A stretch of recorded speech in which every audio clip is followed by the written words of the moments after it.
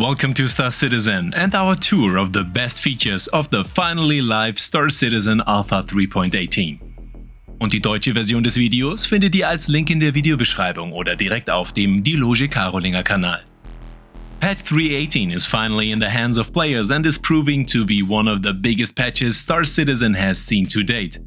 Included are many long-awaited and especially long-delayed features such as salvaging, the redesign of the cargo system, and of course one of the most important core technologies, the persistent entity streaming, the prerequisite for server meshing. But there is much more to this latest update than meets the eye. That's why we are taking a closer look at the best features of Alpha 3.18.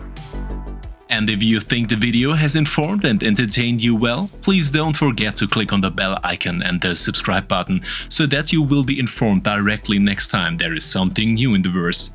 Thank you very much! Let's start with an already iconic wreck on Daymar, the Witless Crypt, for which we have already presented you with a cinematic mission guide. This new type of mission background wreck is one of the new features of 3.18. Because this impressive crash site, which includes 2 wrecks, a Star Runner and a 600i, as well as a whole settlement, is definitely a place you should visit. Here you will find various mission types that offer you not only reputation, but also a lot of loot and, of course, a fat reward. It's definitely a very well done setting, and I'm really impressed with what we'll see in the future. There are a lot of NPC guards to fight, loot to be made, and of course, treasures to be recovered.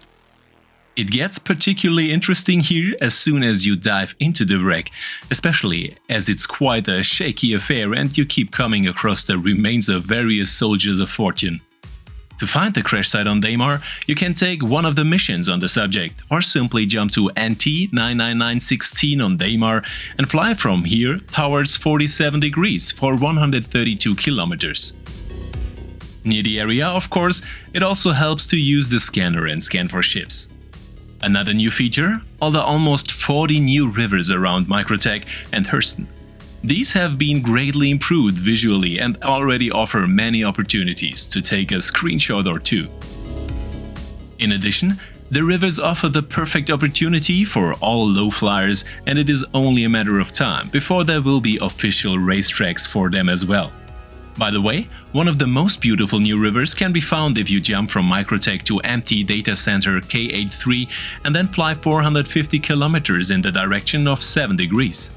Also new and much more interesting from a game point of view are the many new abandoned outposts in the entire Stanton system, whereby we can find these new outposts on all moons and planets and in some cases also directly access them with missions. There are now many new mission types for this, which are offered as delivery missions or even bounty hunting missions. The outposts are atmospherically designed and offer a lot of action, as we have already presented to you in our guide to these new missions. But unfortunately, all outposts have already been destroyed and are therefore only ruins. Living outposts are therefore only waiting for us again in Pyro. One of the purely visual side, we have again received some very complex and above all visually very beautiful sand caves. There are no missions here yet, but they are still extremely atmospheric and definitely worth a visit for anyone with an explorer's heart. As a bonus, there are a few small crawling animals that you can collect and sell, but unfortunately they can't really crawl yet. The little crawlers don't move, they just wiggle on the spot, but technically they are the first animals in Star Citizen, if we leave out the turtle at the beach. And of course, we have already published a little guide for you on how to find one of the caves. Just fly 134 degrees southeast, 45 kilometers away from outpost NT 99916 on Daymar.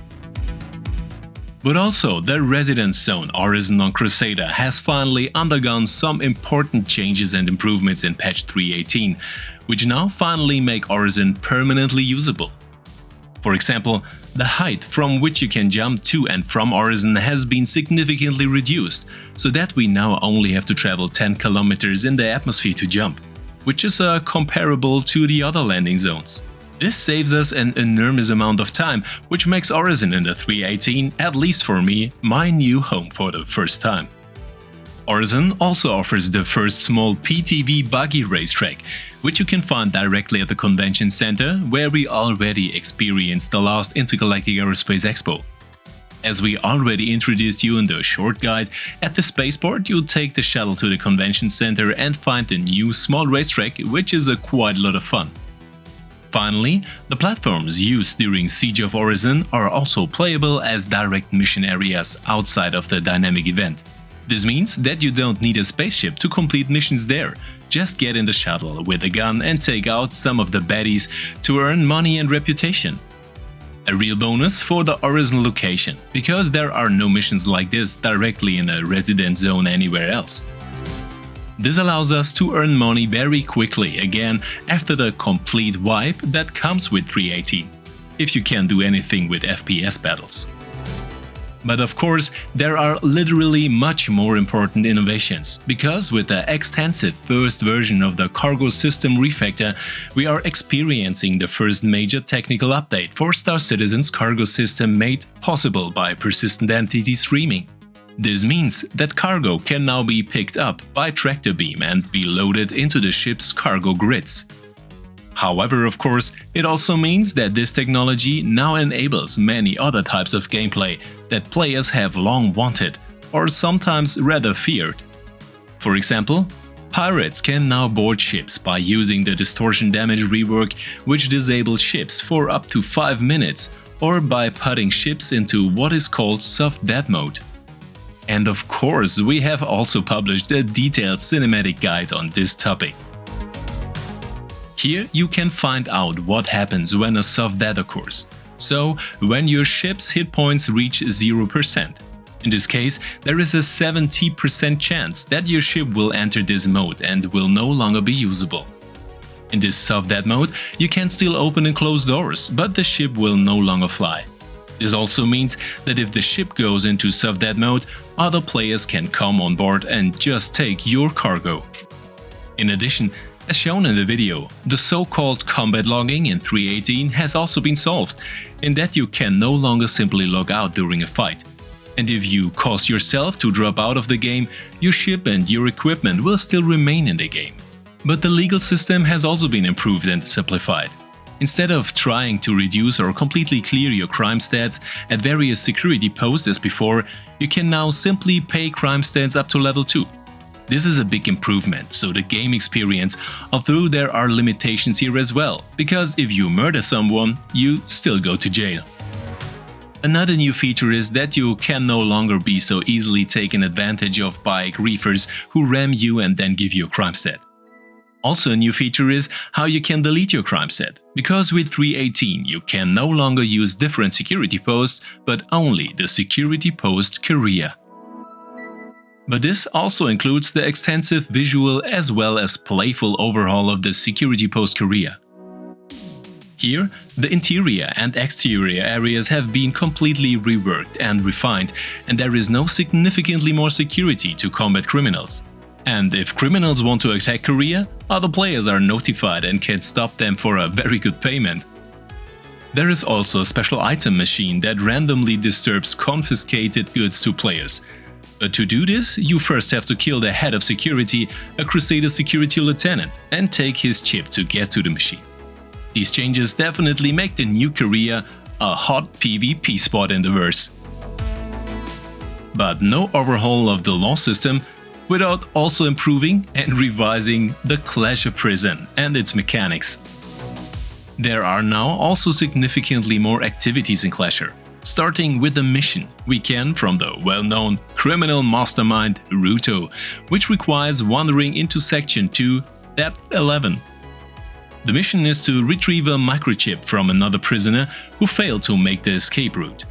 To do this, you have to cross the escape route, find the body and escape back to the surface. If you manage to do this without being killed on the way by bounty hunters, the elements booby traps or evil cliffs, the criminal record is completely cleared. You also have an escape ship at your disposal, with which you can flee directly, if you survive it, of course. But there are also more ways to escape directly from prison than just waiting or mining ores. You can capture contraband from lootable NPCs or even from fellow prisoners and sell it for merit. But beware, you too can quickly become a victim of a fellow prisoner.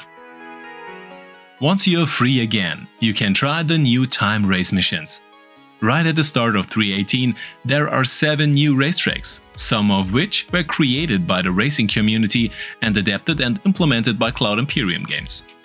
These new routes are now directly available via the mission system, and as soon you reach the mission marker, a new stopwatch starts in the user interface. You then have to pass a certain number of checkpoints, regardless of which ship you are on, and can achieve race times from bronze to platinum, which then promises more pay and also reputation with the new racing faction. With this, you can then unlock more tracks and thus advance to be a racing pro, a completely new game mechanic, which is also in the 3.18. However, the races have been indirectly made a little more difficult by also changing the blackouts or redouts, which are the effects that occur at high speeds and make us pass out.